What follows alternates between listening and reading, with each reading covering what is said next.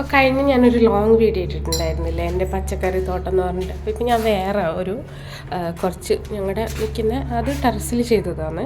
ഇതിപ്പോൾ താഴെ ഞാൻ കുറച്ച് നട്ടിട്ടുണ്ട്. അപ്പോൾ അതൊന്ന് നിങ്ങൾക്ക് കാണിച്ചു തരാം. പുതിയ കുറച്ച് തൈകൾ വിത്തുകളെല്ലാം ഒന്ന് കുറച്ച് നട്ടത്.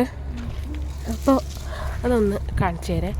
ആ ഗാർഡനിലേക്ക് പോവേന്ന് കുറച്ച് വെള്ളം ഒഴിക്കാമെന്ന് വിചാരിച്ചിട്ട്.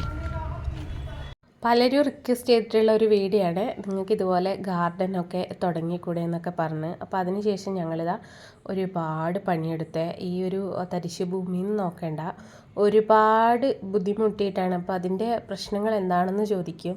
അപ്പോൾ ഇവിടെയെന്ന് വെച്ചാൽ എന്താ പറയുക, എന്തോ ഒരു മണ്ണിൽ ലയിക്കാത്ത കുറച്ച് സാധനങ്ങളൊക്കെ വേസ്റ്റുകളൊക്കെ ഉണ്ടായിരുന്നു. അപ്പോൾ അതൊക്കെ കളയാന്ന് വെച്ചാൽ വലിയ പാട് വിട്ടിട്ടാണ് ഈ ഒരു രൂപത്തിലോട്ട് എടുത്തത്. ഇതിപ്പോൾ എന്ന് വെച്ചാൽ ഇവിടെ നല്ല വെയിൽ കൊള്ളുന്നതായതുകൊണ്ട് വെള്ളം ഒരു ദിവസം ഒഴിച്ചില്ലെങ്കിൽ പിറ്റേന്നേക്ക് ഇങ്ങനെ തരിശ് നിലം പോലെ നന്നായിട്ട് ഡ്രൈ ആയിട്ട് കാണും. അപ്പം ഞങ്ങൾ ഇവിടെ വിത്തിട്ടതെന്ന് വെച്ചാൽ കുറേ പയർ ഇട്ടിട്ടുണ്ടായിരുന്നു. പിന്നെ പയർ, ലോക്കി, പിന്നെയെന്ന് വെച്ചാൽ നമ്മുടെ കൊടോരം എന്ന് പറയും, ഞങ്ങളുടെ നാട്ടിൽ കൊടോരം എന്ന് പറയും, വേറെ അടുത്ത് എന്താണെന്ന് പറയുന്നത് എനിക്കറിയില്ല. പിന്നെ ഒരുപാട് ചീര ഇവിടെ ചീര ചേട്ടനൊക്കെ വലിയ ഇഷ്ടമാണ് ചീര. അങ്ങനെ ഒത്തിരി ചീര നട്ടു കൊടുത്തിട്ടുണ്ട്.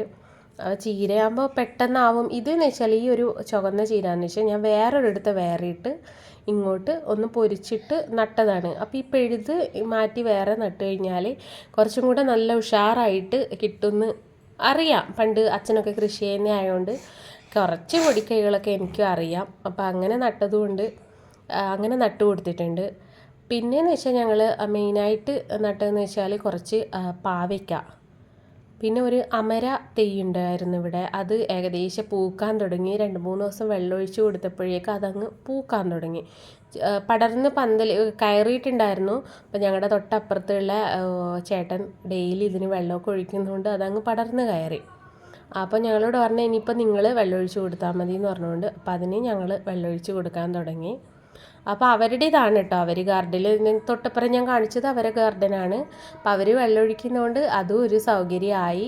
ഇങ്ങോട്ട് വെള്ളം എടുത്ത് ഒഴിക്കാം, ബുദ്ധിമുട്ടില്ല. പിന്നെ ഈ ഒരു പന്തലൊക്കെ ആ ചേട്ടനാണ് കേട്ടോ ഇട്ടത്. ചേട്ടൻ നന്നായിട്ട് സഹായിക്കുന്നതാണ്. ഒത്തിരി കൃഷികളുണ്ട് അവർക്ക്. അപ്പോൾ ഞങ്ങൾക്ക് നനേണ്ട കാര്യമൊന്നുമില്ല, കാരണം അവർ കൃഷി നട്ട് കഴിഞ്ഞാൽ ഞങ്ങൾക്കും എന്താ പറയുക, വീട്ടിൽ ഒരാഹാരം കൃഷി തന്നെയാണ്.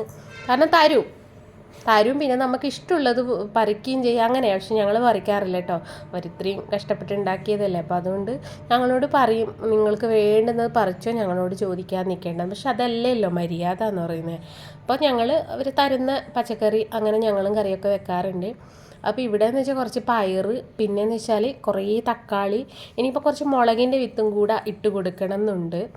അപ്പോൾ ഇതിൻ്റെ പാർട്ട് 2 ആയിട്ട് ഞാൻ വേറൊരു വീഡിയോ ആയിട്ട് വരുന്നതായിരിക്കും. ഇതിൻ്റെ വളർന്ന് പന്തലിച്ച് നിൽക്കുന്നത് എങ്ങനെയാണെന്ന് വിചാരിച്ചാൽ അതും കൂടി ഒന്ന് കാണിച്ചു തരാം. അപ്പോൾ പിന്നെ ഇതെന്ന് വെച്ചാൽ നമ്മുടെ പുളിവെണ്ടയാണ്, ഒരുപാടുണ്ട്. ഇതിന് മുമ്പേ ഒരു അമ്മൂമ്മ ഇവിടെ വന്ന് വിത്ത് വെതറിയതാണേ. അപ്പം അത് കുറേയൊക്കെ ഇങ്ങനെ മുളച്ച് വന്നുകൊണ്ട് വെള്ളമൊഴിച്ച് കൊടുക്കുന്നതുകൊണ്ട് അങ്ങ് മുകളിലോട്ട് പൊങ്ങുന്നുണ്ട്. അപ്പോൾ ഞാൻ വിചാരിച്ചെന്നാൽ അത് കളയാൻ കഴിയില്ല എന്ന്. അങ്ങനെ അതുമായി. പിന്നെയെന്ന് വെച്ചാൽ കുറച്ച് കാന്താരി ഉണ്ടായിരുന്നു. ഇനിയിപ്പോൾ അതിനൊക്കെ വെള്ളമൊഴിച്ച് ഒന്ന് ഉഷാറാക്കി എടുക്കണം. അപ്പം നമ്മുടെ ഗാർഡൻ ഇതാണ്. അപ്ഡേഷനായിട്ട് ഞാൻ അടുത്ത വീഡിയോയിൽ വരുന്നതായിരിക്കും.